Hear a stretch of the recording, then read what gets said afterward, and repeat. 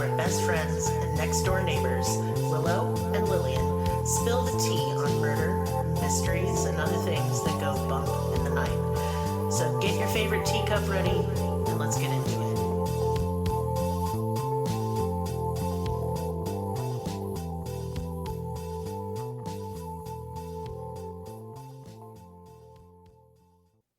Welcome to Cruelty Podcast. This is Lillian, and with me is Willow. Hello. I ate too much spaghetti. Yes, she did. And I'm a CP. Yeah. Oh, shit. And plus, I have that post-viral fatigue shit going on. Yeah. So what was your word? It wasn't spaghetti ho. It was prostitute. Prostitute. That's me. Right. That's right. Yeah. Yeah. It's true. I would do unholy things for spaghetti, but not right now because I'm too full of spaghetti. So we're continuing our, families that kill month. Mm-hmm. Mm-hmm. I can't believe it's November, mostly because it doesn't feel like November. The world's insane. It's already halfway over, too. I don't. I've been disassociating for months. This year's almost done. I'm like, when and where? Fuck it, let it burn. Let's on with the next. Just let it go. This year can fuck off. This year can go fuck itself. Look, nothing compares to my 2020, what was it, 2022? 2022 for me was just, ooh, Lord, that was too much for me. Yep. This year wasn't even mid, though. It was stupid. Anyway, this is the story of the Bever brothers. Trigger warnings for, honestly, just really grisly crime scene and child death. So our story takes us to Broken Arrow, Oklahoma, where I grew up, actually. I spent my childhood there, and it is the largest suburb of Tulsa. And I always take, I don't care if you all sick of this, but I always take a minute, because I'm saying a suburb of Tulsa, and people will go, whoa, what? There's only pastures and cows in Oklahoma. It's just really annoying. Because Tulsa's a major metropolitan area of over 800,000 people. That is not a small town. That is a big city. And Broken Arrow, when I lived there, you could say cows and pastures because that's kind of all that was there. But now it has exploded and there's over 100,000 people there. That is a city. It's not a village. It's not a little town. It's a city. By comparison, where I live now only has 2,000 people. Yep. Yes, though it is growing, and I wish it would not. Yeah. Moving on. Yeah, it's just a Broken Arrow. I want to try and explain it because it's kind of important to this case to kind of get an idea of the vibe. It's going to have one of those city but still thinks it's country vibe. Very small Mayberry. It's a bigger city with a small town vibe, and people move there to raise their kids. In Oklahoma, has the best schools, but y'all 49th in the country for schools. So that's not a ringing endorsement. We're not any better. I think we're last. Yeah. Arkansas is last. I don't doubt that. Not any kind of surprise here. Mm-hmm. Also, none of y'all can read no more. Fuck's wrong with you? Moving on. But yeah, I think it appeals to families because of the lower crime rates. The big city, anything you could ever possibly need is just minutes away. The expressway is right there. It is a cute little place. I like Broken Arrow. I think it's nice. In 2015, the Bever family made Broken Arrow their home. They were a large family living in a pretty big house. The family consisted of David, the father, April, the mother, 18-year-old Robert, 16-year-old Michael, 13-year-old Crystal, 12-year-old Daniel, 7-year-old Christopher, 5-year-old Victoria, and infant daughter Autumn. Yes, they had 7 kids. Dear Lord. Oh, I know it. I be knowing it. So this is a fairly recent case. It is. And I remember when this happened. Very scary. David was a computer analyst and programmer who worked kind of half in the house and half outside the house. He had a home office. And April was a stay-at-home mom and kind of did odd jobs. And I tried to figure out what those odd jobs were. And I don't fucking know. It just didn't say. I'm assuming whenever I hear stay-at-home mom with odd job, Cincy, Mary Kay, Avon. Or cleaning. Or cleaning or babysitting. Organizing. That kind of stuff. I've been a stay-at-home mom with odd jobs. I was a stay-at-home mom, but my jobs are odder than other odd jobs, so they don't count. Your jobs are the oddest. I know that. Yeah, they Just are. a weird person who does weird things. Yes. I get it. Weird talents. Yeah. I don't know what's going on anymore. But they decided at some point and I couldn't figure out when they decided this, to homeschool all of their kids due to religious reasons. And I don't have the strength today to get into that shit.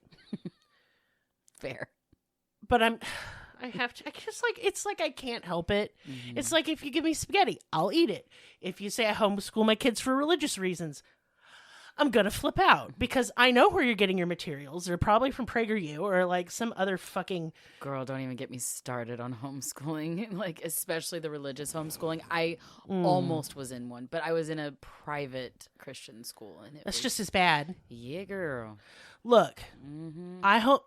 It's not that I'm against homeschooling. Let's be clear. Yeah. I homeschooled 2 of mine, and they are brilliant, smart people. It just becomes culty whenever you get religion involved because then your kids are... It's indoctrination, not education. Yeah. That's what I'm trying to say. And if you remove your kids' ability to form social relationships... And free will to gather knowledge as they see fit. That one. And I did it weird because I let my kids study what they wanted to. Right. All kids should be able to study. At a certain point, they already know math, science, and reading and history.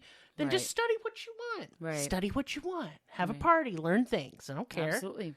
Keep going. Keep going. Always learn. For your whole life, this is how it should be. Never stop learning. It's good for your little brains. Brain snacks. Yum, yum. I love learning shit. So good. Right? Yeah, but like... This family was like a little cult into itself. Right. And when I say all this shit, I am not victim blaming. Right. This should not have happened. But boy, did it breed an environment for it too. It sounds like a mini cult already. Very much is. And you barely, I have barely even started. They were very, very clannish as a family. Meaning, and my family was like this, so I understand this. And mine was not for religious reasons. My family was just fucking weird. They did not like people from outside the family. You did not have friends outside the family. You were friends with your family. And since, you had cousins and uncles and aunts and all that good shit, why aren't you friends with them? Right. We don't want outsiders. In fact, anyone outside the family that came in was just treated like absolute shit, including everyone I ever dated or friends I had. And that creates such a shit fuck garbage situation. It's isolating. Very. It's abuse is what it is. Let's be clear on that. I feel like my family abused me by acting that way, if that makes sense. So I wasn't allowed really to have anything else. What is it called whenever you don't allow someone out of it's false imprisonment? Yeah, pretty much. It essentially feels that way in a little bit of a broader sense. It's because they make you isolated within your own family. They'll also say just fucked up shit, just like that we're the best. That's why we don't let anyone in. We're the smartest. We're the prettiest. We have money and they don't, and they're gross. Or they might be brown or gay or something gross. We're all perfect. That's how my adopted family was. That's how my family on my mom's side was. Thank goodness I was the black sheep and got excluded almost immediately. Samesies. I got kicked out and it was amazing. Yeah. Made holidays awkward. Right. They were already awkward, so it's fine. But the kids just didn't have friends. Yeah. They were friends with their siblings. And this wasn't jiving with all the kids, especially the older ones, and especially 18-year-old Robert. Robert was your fairly average teenager, according to friends and, according to people who knew him. Right. But I don't think the people who knew him knew him. He is not a fairly average teenager, and we'll get into that. He loved playing video games, and he had his own YouTube channel called Cult Empire Official. And I will tell you, I've watched some of it. It's just very cringy. He used YouTube as a vlog and talked about his life and Minecraft. The Bevers' second oldest son was Michael, who was 16 at the time, and he shared a room with Robert. Robert and Michael were therefore very, very close. They were best friends. They literally spent all of their time together. Now, with most Christian fundy homeschooling type situations, screen time is not only limited, if allowed at all, it's heavily monitored by the parents, but not in the Bevers family. This was not the case at all. All the kids had personal computers and iPads and things like that. I'm going to guess because David, the father, worked in computers, so he was a little more into it. You know what I'm saying? Mm-hmm. But they just unchecked could do anything on the internet they wanted to. And, well, I can't bitch about this because I did that. I just let my kids, because I just thought there's no way. They're going to get around, they're smart. They're going to get around controls. Right. And I just let them, and limit screen time. Fucking how? How? Especially as my kids got older and all their homework was on the computer. Right. Mm-hmm. All their learning was on the computer. All their entertainment was on the computer or a tablet or whatever, or a phone. That's a battle that I felt I could not win. Yeah. If I could go back, I think I would have limited their internet time before the age of 12. Yeah, that's reasonable for sure. I think I wouldn't have let them online until then. Mm-hmm. And I let them play Roblox and shit, and that place is just fucked up. I have no idea what it is. Oh my god. So it's like a sandbox game, like a Minecraft, kind of the same level of graphics, and people can create, it's just mini games that users create. That users create being the operative word. It's just pedo playground is what it is. Yeah, it's fucked up, dude. Ew. It's fucked up. If your kids are on Roblox, no they ain't, honey. Get them off. Yeah. Ooh. Hellscape. Anyway. The unrestricted access to the internet started to become a problem. It really clashed with the fundy homeschooling lifestyle. Robert and Michael also started getting really heavily into true crime and developed unhealthy fascinations with school shootings, school shooters, and serial killers. And I will never understand this type of fascination as long as I live. I, for obvious reasons, get the true crime fascination. So we're all preaching to the choir on this one, or you guys wouldn't be listening. But the worshipful adoration of school shooters and serial killers, it's not computing. No. It's just not working. And the math ain't mathing for me. I don't... this is where, to me, the ethics of true crime are a bit wobbly in places, even with our own show. And, I will acknowledge that, right? Because it's listed as entertainment. Right. And we are entertaining off the backs of horrific events that involved real people. That's a shaky bit of ethics for me sometimes. Yeah, absolutely. So I try and do my best to be respectful. Right. However, I see it taken to the extreme of unacceptable with serial killer worship. It's disgusting. Yeah. Who's there? I'll never forget, and I'm going to call them out for real this time because they can go fuck themselves. I'll never forget when Morbid was asking, who's your favorite serial killer? Who's the hottest one? Ew, I didn't know that. Comparing them to boy bands and shit. Ew. It was like a BuzzFeed article or something. So, it's just hot fucking shit trash straight out an asshole. But, right. That's... What does that have to do with anything? What are you doing? Yeah. What are you doing? Y'all, some nasty victim-blaming, serial killer worshiping, nonsense talking hoes. And, I'll fight the both of you. Sorry about it. Well, for anyone to think that a serial killer is attractive in any way.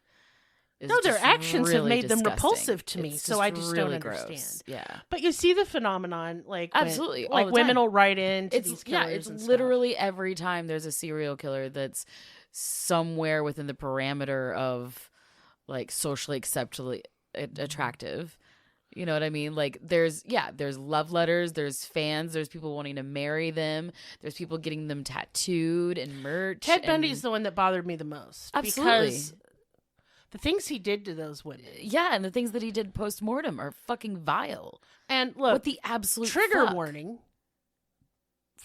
Ted Bundy is the trigger warning. Yeah. He decapitated these women and skull-fucked their remains. Over long periods of time, went back to the scene. Months, y'all. Decaying corpses. That's not hot. How did he not get, cute. How did it not rot off him himself? Ew. He could have gotten so many bacterial infections. If only. Gross. If only. Gross. The only thing you should think about a serial killer is, I hope you're in hell. Yeah. You sick fuck. Yeah. I get the fascination. I do get it. Absolutely. I want to know, why has this happened? What can we do so this shit doesn't happen anymore? Past that, I do not understand. And y'all, I do love horror movies. Let's keep it real. I love horror movies. I understand the appeal of violence as entertainment. I don't get this one. I don't get it. But I'm off my soapbox now. I'll calm down. Anyway, here's the deal. If you're going to homeschool your kids, pay attention to what the fuck they're doing. Yeah. You have no excuse as parents to not know that your kids are absolutely obsessed with serial killers and school shooters. And we'll get to that. We'll get to that more here in a minute. Again, I'm not victim blaming. I'm really not. Right. No one deserves what happened to these people. But fuck. The boys' fascination lay in the fame and notoriety that these killers would have in the press. And when I say obsessed, I really do mean it. They took notes on their favorites like Charles Manson and Ted Bundy and drew weird fan art of them. Beyond this clearly unhealthy obsession, they wanted to be these killers. They wanted the fame and the notoriety. The boys even had said they wanted their own Wikipedia page. Oh my God. And this is common. Yeah, it is. It is. It really is. I mean, the Columbine shooters looked up to killers. Right. Right. Well, and like, all of the parents of these school shooters, for the most part, the parents have noticed these things, these very similar things, and have just kind of brushed it off as true crime fascination. The Sandy Hook shooter. Not saying it's like, the parents' fault whatsoever, but you know what I mean? You're going to keep... But do not keep guns in your house where you have mentally ill children. Yeah, yeah. We should just pay attention to our kids, and if they do show these signs, pay even more attention to them. Get them some help. Absolutely. And look, let me tell you something. Sociopaths are usually born. Right. Psychopaths are born. That doesn't mean they can't get coping skills. Yeah. It doesn't mean they can't grow up to be well-adjusted, nice people. Absolutely. It doesn't mean they're going to be violent and dangerous, but just keep ignoring. Go ahead. Just keep fucking ignoring them and just letting them sit in their room all day and brain rot on the internet. No. Right. And look, I said I'm not mother of the year. If I could go back and do it different, I would. I think my kids got exposed to things they should not have. Right. But I think that I think that that's another part of talking about true crime cases, is that we examine what happened so that way we make sure preventatively that it doesn't happen again. Exactly. This isn't to blame. This is to point out where other people made a misstep so we can prevent this shit. Yeah, absolutely. Although my hope of preventing anything or making anything better is directly in a fucking toilet right now. Sorry. Amen. I'm just mad. Amen. The brothers were also obsessed with the movie Rampage, which was about a man living in a small town who one day just sort of snapped and went on a killing spree using knives and machine guns. And the movie, was their blueprint. Oh my God, I hate it when killers do this. Me too. Pisses me off. Because I'm going to say something nobody liked. I don't believe violence in films or violence in video games equals violence in real life. Absolutely not. Just don't. Nope. Y'all, I played Mortal Kombat and I ripped a man's head off with my hair. My character did. I'm so good at Mortal Kombat. Same. I'm the one you hate that button mashes and I don't know what I'm doing, but I'm killing you. My little fingers is fast. Every time. I'll go to the arcade. Yeah, I was back in the day. Yeah, dude. Because a hot boy, I like to work there, Josh Meadow. You suck, actually, but I thought you were cute when I was 14. Anyway. He wanted to be a magician. Who the fuck wants to be a magician on purpose? Creepy dudes, that's who. Name me. I defy you to name me one magician that isn't just exceedingly creepy. I don't know too it's many. Never gonna happen. You're never gonna. I think card tricks are really fucking cool though. Holy shit. Magicians are fucking rad as shit. Yeah, Let's get that fucking clear. Yeah. I have seen things from you're a fucking wizard. Yeah, I've seen dudes levitate shit. But they're creepy as fuck. Mm-hmm. It's like carnies. I love carnies. Fucking love carnies. I have fucked some carnies, so I agree with you. They are creepy as fuck. Creepy as fuck. Mm-hmm. Hell yeah. Smell like cabbage. Creep it real. Yeah. When Robert turned 18, his parents thought it was time that he got a job outside the house, and he got a job at the religious fundy Christian call center called Micatech. What the fuck? And yes, your girl worked there. No. Yes, I did. You worked for a Christian call center? Yes, I did. I took prayer request calls for Creflo Dollar, bitch. Shut the fuck up. Gonna give you a little blessing. Oh Multiplying. my God. Yes. That just reminded me when I went to go vote. It was at a Catholic church, and I went to light some candles at the front. I knew you would because you're such a stupid bitch. And my matchstick wouldn't go out, and it just kept burning and almost burned. I was like, oh, of course. Of course, my matchstick burns the church down. That would be funny. The church is just soulless, that one that we vote at. Yeah, sure is. And to say that about a Catholic church, they usually have such a presence of evil. Anyway, I quit that job almost immediately because it was a shitty call center, and I felt like I was literally swindling sweet little old ladies out of their money, because I was. Yeah. The scripts were super aggressive, and you weren't supposed to get off the phone until the person parted with their money, even if they were crying and telling you they were poor. I lasted 2 weeks there. And I quit really spectacularly, too, because that's how I like to roll. Mm-hmm. Robert now had a means to make some of his fantasies come true. With his very first paycheck from Micatech, he went out and bought full body armor, which is a totally normal and not at all batshit thing for an 18-year-old guy to do. He also got some knives. Robert started obsessing with killers even more. He would stay up until the wee hours of the morning, making ridiculous notes and lists over what other supplies and weaponry he needed to buy. He also started writing down his life goals. Like you do, and I do this, by the way. I have a goal list for every year. Like, I wanted to learn how to design cross-stitch patterns this year. Done, bitch. Check mark as of yesterday. Hell yeah. I also wanted to learn more about quantum physics. Check mark. Brush up on my French. Mais oui. Check mark. And I also want to learn silversmithing. Ain't happening this year, but I got most of the goals done. Just things to do, self-enrichment. And what was Robert's goal? Kill 500 people. That is so many. To me, it sounds like a huge pain in the ass to even kill one person. Right. I'm not trying to make light of it, but my God. For why? Objectively. Without any feelings, just the act. I am a little bit lazy physically. I mean, I don't like making dinner because it makes too much of a mess. Oh, Lord. I would rather eat cold Sometimes. salami and hummus. Yeah. Yum, actually. And fucking crackers and shit. That fucking salad from Pizza Slut. Damn, that shit good. Girl. I eat it all the time because it's right by my work. It's so yummy. Yeah. Anyway, like, for me, sometimes I take a bath because I'm just too lazy to take a shower. That's where we're at. Yeah. So I cannot imagine. Oh, I'm just tired thinking about it. Yeah. And of course, Robert told his younger brother and best friend Michael his ideas and goals, and the both of them realized that they could make these obsessions a reality.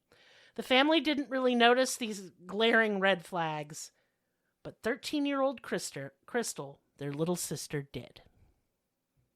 She noticed pretty much right away that Robert and Michael were up to something.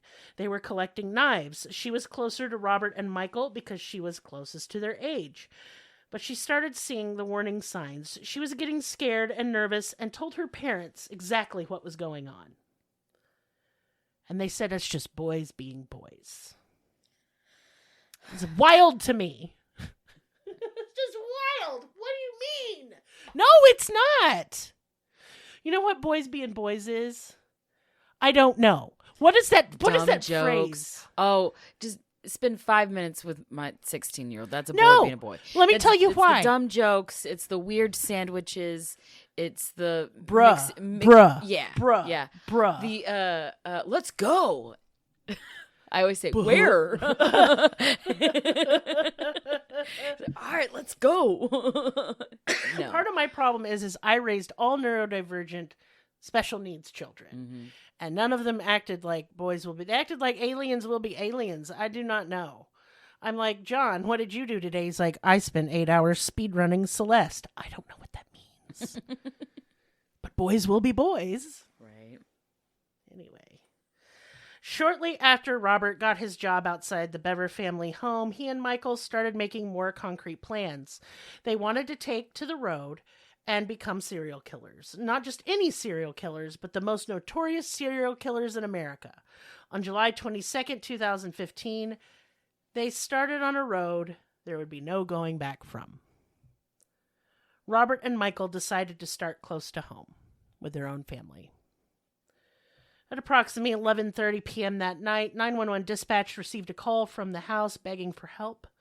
The quiet voice said that their brothers had attacked them and they were able to provide police with an address.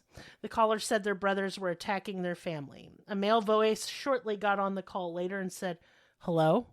and hung up. 2 officers got to the house and immediately just saw blood all over the sidewalk in front of the house and at the door of the house. 13-year-old Crystal was crying out, "Save me, save me." Where was she? Laying right in the front door there. Dear God. Mm-hmm. Multiple stab wounds, so many they couldn't even count. My God. Paramedics started work on Crystal right away. Backup arrived shortly after, and they went room by room in the Bevers home. It's just a complete house of horrors at this point. April, the mother... the children bother me. And 12-year-old Daniel, who had made the 911 call, were found dead in the home. They had been stabbed to death. And there was blood everywhere. Not just from the stabbing, but the killers had smeared blood all over the walls, floors, and furniture. April and Daniel were declared dead on the scene. David's body, the father, was found stabbed to death in the hallway. And then the hallway bathroom door was shut and locked. Police got to it and knocked. When there was no answer, they kicked the door in. In that bathroom were Christopher, age 7. Oh my God. And Victoria, age 5. Both of them had been stabbed to death. Upstairs, police found baby Autumn alive and completely untouched. She had slept through the entire attack. Thank God. Police couldn't find Michael or Robert in the home. They noticed that the back door was ajar, implying that they or the killers had fled the home after stabbing most of the family to death. Broken Arrow PD brought the canine unit, which picked up Robert and Michael's scent, which then led police into the woods behind the Bever family home. Along the scent trail, they found discarded pieces of body armor that Robert had just purchased not that long ago. The dogs were able to track down Michael and Robert, who were wearing black t-shirts and some remaining body armor. Robert surrendered to police immediately, but Michael kind of put up a fight, acted like he was reaching for something, and because they're white and he didn't get filled full of holes, they just sicked the dogs on him, and then he surrendered. The boys never showed a single shred of remorse. One of the boys said it wasn't like it was on TV. They thought just one cut and they would die. But that's not how it works. The investigation into this case was very cut and dry. I think it's kind of pretty obvious. It was obvious to the officers. Right. So I'm not going to be covering much of the trial because it's just pointless. This part's hard for me. Okay, sorry, I'm just emotional. Robert said to Michael as they were arrested, "It's been a pleasure." What the absolute fuck? I don't understand. A 5-year-old, a 7-year-old, Babies. and a 12-year-old. 13-year-old. And the 13-year-old, did she make it? She does end up making it. David, April, Daniel, Christopher, and Victoria were all dead. Autumn, the baby, was unharmed, and Crystal was taken to the hospital in critical care, but she did survive. When interrogated, this is the story that Robert and Michael eventually gave police. Robert had started buying guns. He ordered ammunition, which was set to be delivered to the Bever family home the day after the murders, Robert and Michael knew that April and David would not be okay with this for obvious reasons. They then decided that they would need to kill their family first before starting their killing spree on the road. However, in Michael's interrogation, he insisted that it was Robert who committed all the murders himself. He maintained he didn't stab anyone. Detectives obviously didn't buy this dumb shit story, but couldn't get him to admit further involvement until they told him that Robert implicated him in the murders as well. Even so, for a while, Michael maintained that he hadn't killed anyone, and he even said Robert told him if he didn't help with the murders that Robert would kill him too. I mean, that may have been true. I think there's a bit of truth in this. Wouldn't surprise me if Robert had threatened him, but when we get to kind of the later, you'll see Michael's just as much of a monster. I was about to say, no, he wanted to do it. Yeah. But after many hours of interrogation, Michael was worn down and admitted that he too stabbed his family members and had fully participated in the slaughter. This is how the boys said they committed the murders. This is where the trigger warning should be. Y'all, this is very rough. The two in the bathroom That already makes me want to puke. The younger children's deaths are very rough. Just please keep that in mind. They decided that guns would be too loud and would garner the attention of neighbors. They chose to use a crossbow and knives instead. The boys planned on using the crossbow to kill their father first, because he would be the one who could put up a fight. They would then go after the rest of the family once he was dead, but the crossbow wasn't working, so they had to use the knives. They had planned on stealthily killing each family member, then waiting around in the house for a couple days until the ammunition arrived before taking off on the road to become famous serial killers. Of course, in Oklahoma, you have to be 21 to get guns. Like the ammunition delivered to the shop, sure, he could order it, but he would not be allowed to take it from the store. Right. Basically. However, their plan didn't go as planned. At 11:30 p.m., Crystal, their 13-year-old sister, knocked on their bedroom door. Crystal told them that their mom, April, wanted the boys to come downstairs and help with the dinner dishes. Robert then deduced that this was the time to begin. He grabbed his 13-year-old sister, he put his hand over her mouth and slit her throat. He assumed this would be enough to kill her, but Crystal was a fighter. And she started screaming, and so April ran upstairs to check on her.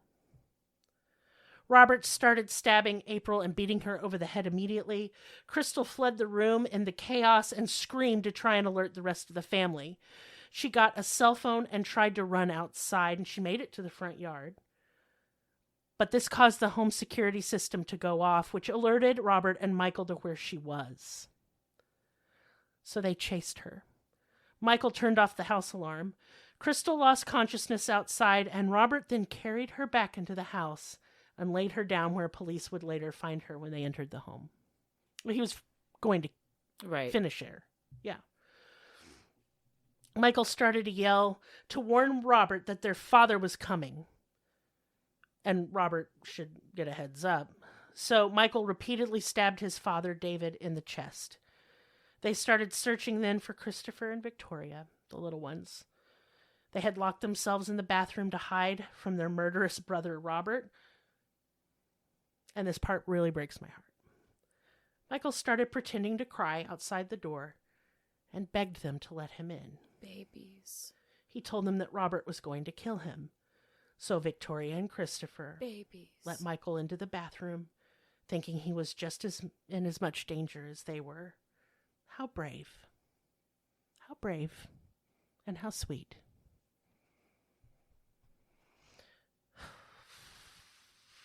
Michael and Robert stabbed both Christopher and Victoria to death.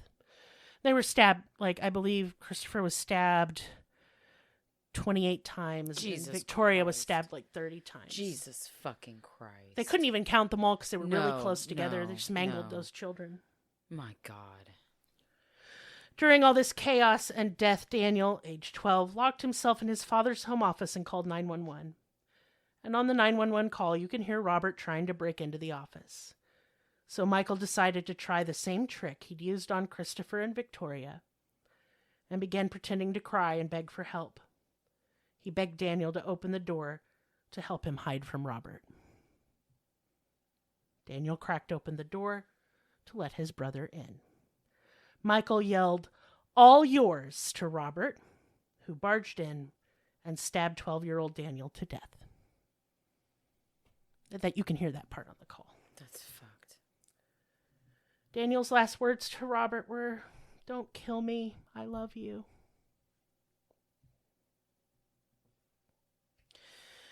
Michael and Robert had planned on killing baby Autumn too. But they forgot about her because she'd slept through it, and they had to run because Daniel had called the police. So Daniel saved both Crystal and Autumn that day.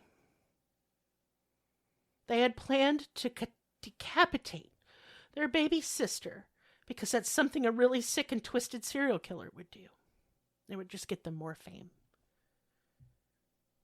In his written confession, Michael stated they had planned on killing many more people if they'd been able to evade police capture.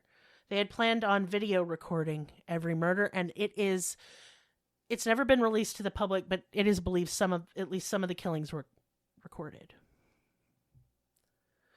Other than the motive to become infamous serial killers, there was no reason they wanted to kill their family.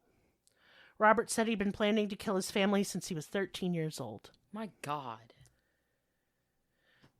The boys were arraigned on February 3rd, 2016. They were charged with 5 counts of first-degree murder, and though Michael was only 16 at the time of the murders, he was charged as an adult. As he should have been. As he should have been. Yeah. I agree with that.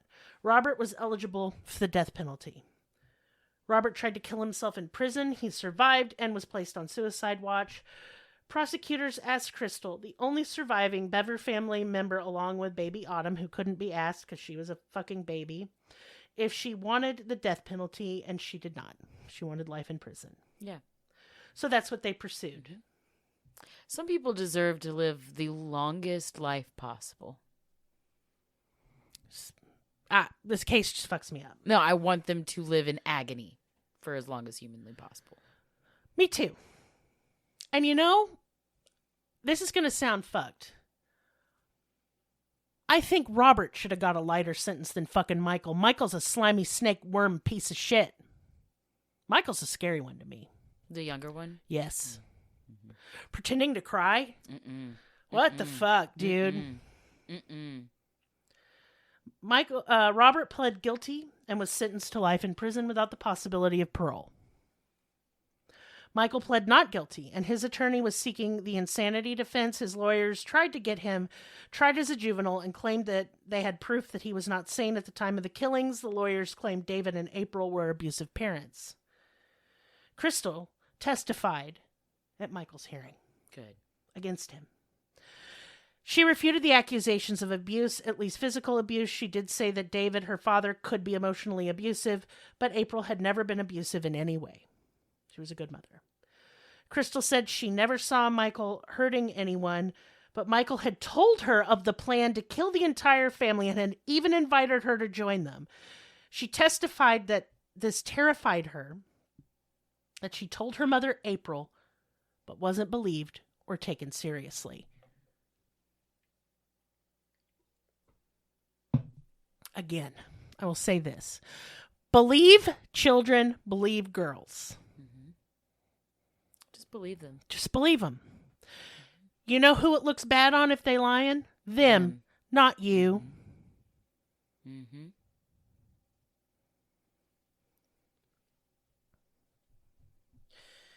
Robert took the stand in Michael's trial. He told the court that they hadn't actually meant to go through with the plan. He said he didn't know why he'd done it and that he felt remorse, and he took the full blame.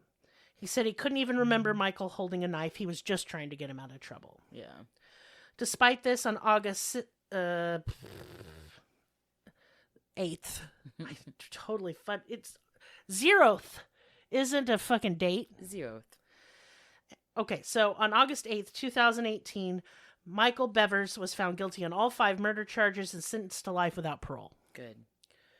On July 19th, 2019, Robert attacked some prison guards, and he was disarmed and no one was injured, but he was then sentenced to another consecutive few life terms for this, and I think that's stupid.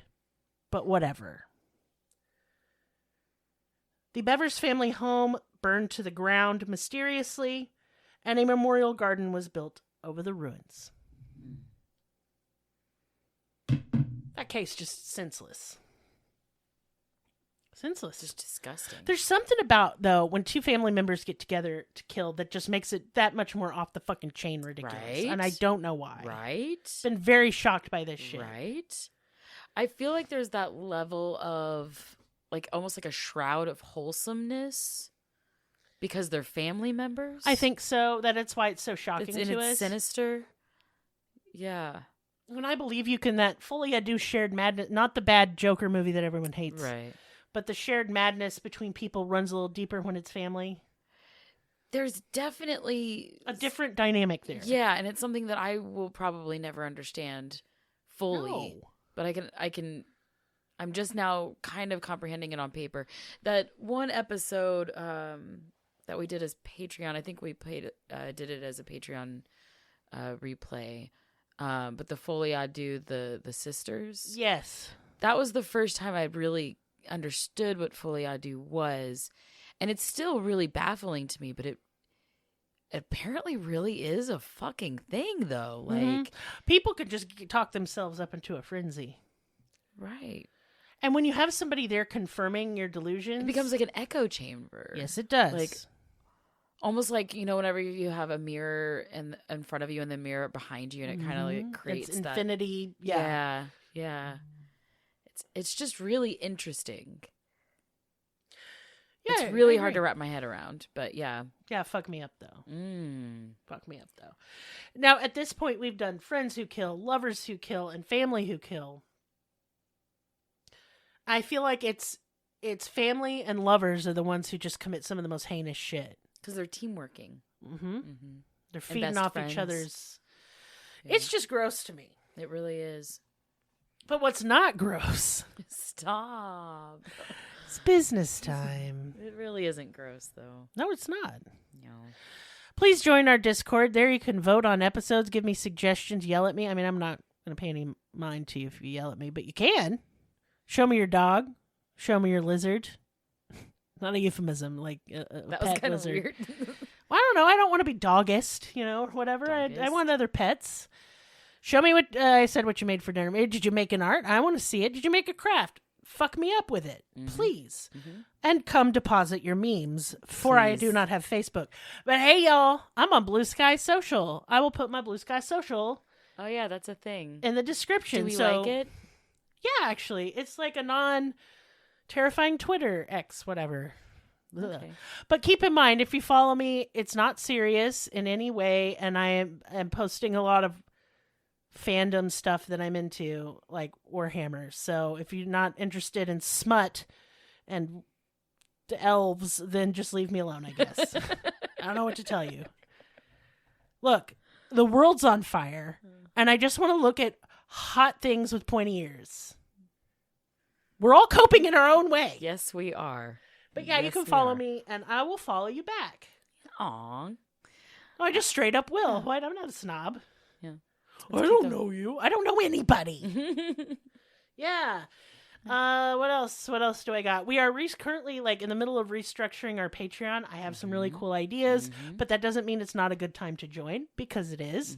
Because there are over 600 hours of content for you there. Yes.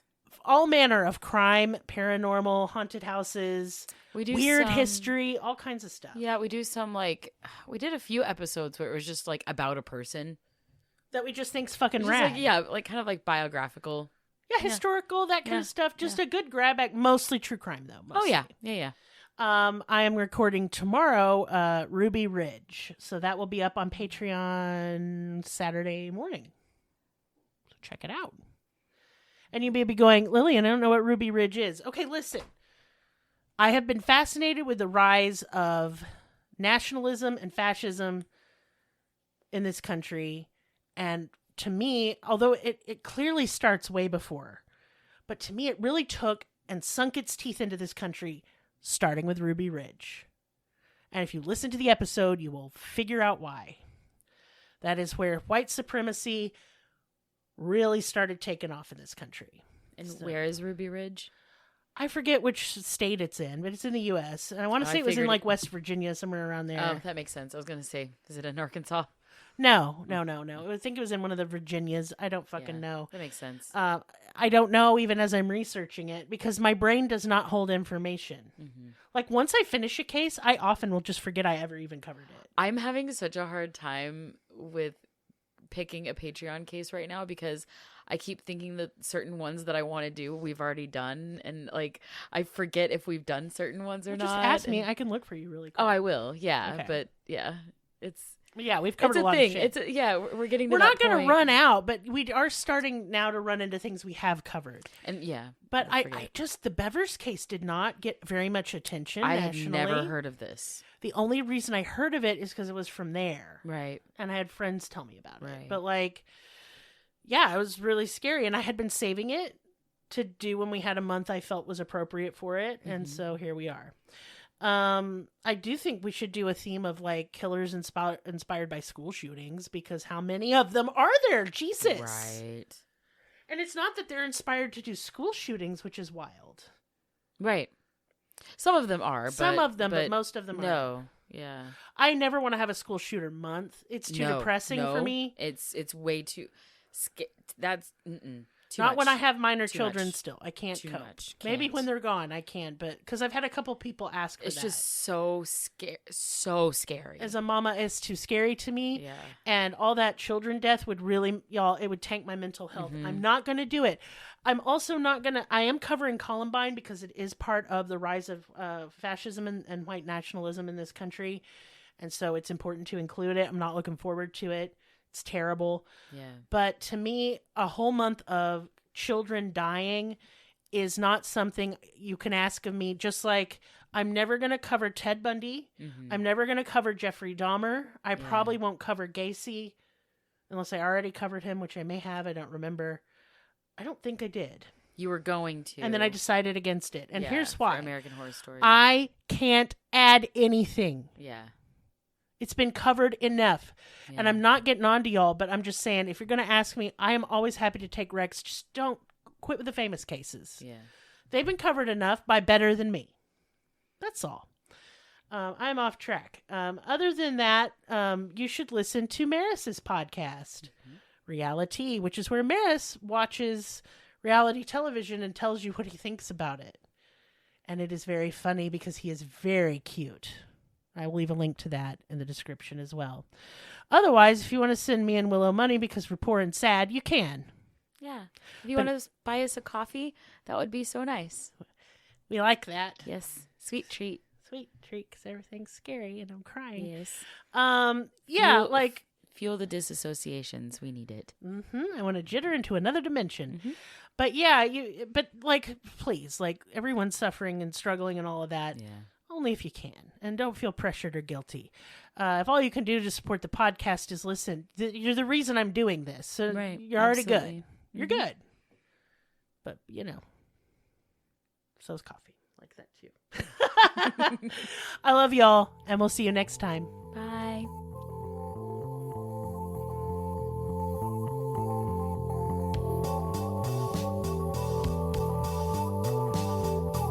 Us on your social media platform of choice. Linktree/Cruelty has all the links. Check out our Patreon for exclusive episodes, merch, ad-free episodes, live ghost hunts, and much more. Please be sure to subscribe. New episodes are uploaded weekly. Thank you so much. See you next time. Music and production by Libby.